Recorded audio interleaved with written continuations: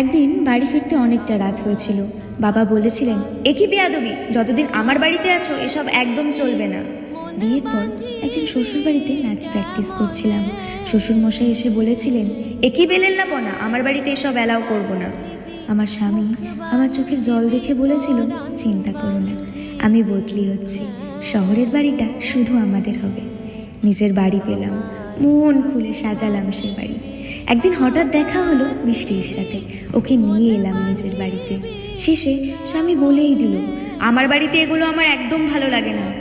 কেন কে জানে উত্তরটা দিয়ে দিলাম, তোমার বাড়ি মানে তোমার সেই বাড়ি যেটাকে তুমি শুধু নিজের বাড়ি ভেবে গর্ব করো। এ বাড়িতে আমারও সমান অধিকার আছে তোমার মতো। তোমার বাড়িকে ঘর আমি বানিয়ে তুলেছি, ঘাম রক্ত ঝরিয়ে। মেয়েদের নিজের বাড়ি হয় না জাতীয় কথা বলে মেয়েরা যদি নিজেরাই নিজেদের অধিকার ছেড়ে দেয়, তাহলে গৃহহীন হয়ে বাঁচবে তারা, গৃহহীন হয়েই